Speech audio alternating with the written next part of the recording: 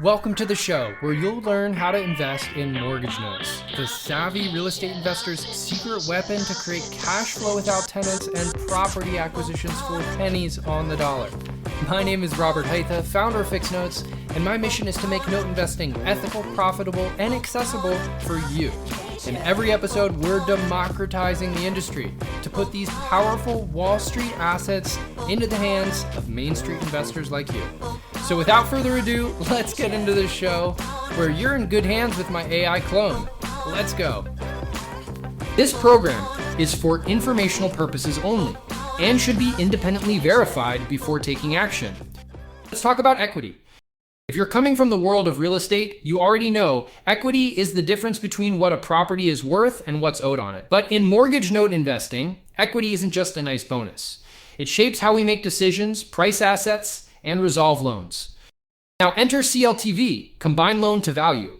It's the total of all secured liens against the property divided by the current market value. So if the property is worth $200,000 and there's a $150,000 first and a $30,000 second, your CLTV is 90%. That number matters. A low CLTV means the borrower has equity. They have something to protect. You have real collateral coverage. That gives you leverage. If CLTV is high, say 110%, they're underwater. The property isn't worth enough to cover the debts. But that doesn't mean you should walk away. High CLTV can mean deeper discounts and sometimes faster resolutions. It all depends on the borrower's situation and whether they're still making payments. You'll find a lot of performing seconds out there with high CLTVs. That's because the borrower is keeping up with payments even though there's no equity. Maybe they plan to stay in the home. Maybe they expect appreciation. Maybe they just want peace of mind. Either way, you're getting cash flow on an asset others would skip.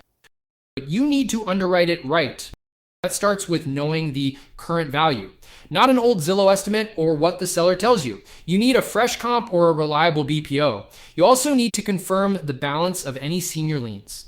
That's how you calculate true CLTV, not just LTV on your position, but total exposure on the property.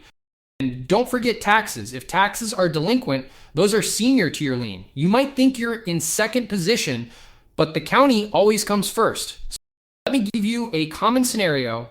You're looking at a second mortgage with $25,000 UPB. The BPO comes in at $100,000. Sounds great, but then you realize there's a $70,000 first and $8,000 in unpaid taxes.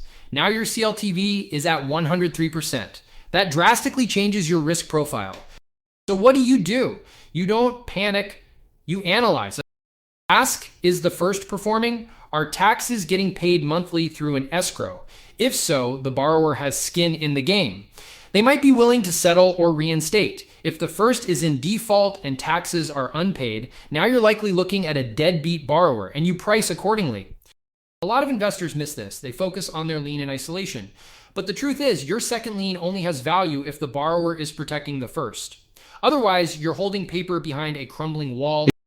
That's why CLTV is one of the first things Rob looks at on every deal. Before he even looks at the payment history or the loan terms, he wants to know what the whole capital stack looks like. You can and should automate this. Build it into your pricing sheet. Make it a part of your intake process.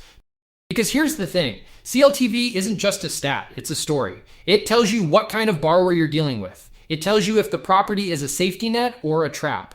And if you build your buy box around the right CLTV ranges for your strategy, you'll cut out 80% of the junk deals automatically. Equity is not the goal, cash flow is, but equity gives you exits. It gives you flexibility. It's the difference between hoping something works out and having options to make it work out. And when you're working out alone, that's everything. So get disciplined. Define the CLTV ranges that match your goals, performing or non-performing, first or seconds. Stick to your numbers, track your results, and tighten your process over time. In the next episode, we're going to dig into the legal side of all this. What you actually own when you buy a note. We'll cover the difference between the mortgage, the note, and the assignment, and how each one plays a role in protecting your investment. Because if you don't understand the paperwork, you're not really the lender. Thanks for sticking around to the end, and thank you to my trusty Raba and the Fixed Notes team for putting together another episode. If you want to learn more and hang out with the real, not AI version of me, join our free school community at school.com/fixnotes. That's SKOOL.com/FIXNOTES. In the meantime, we'll see you in the next episode.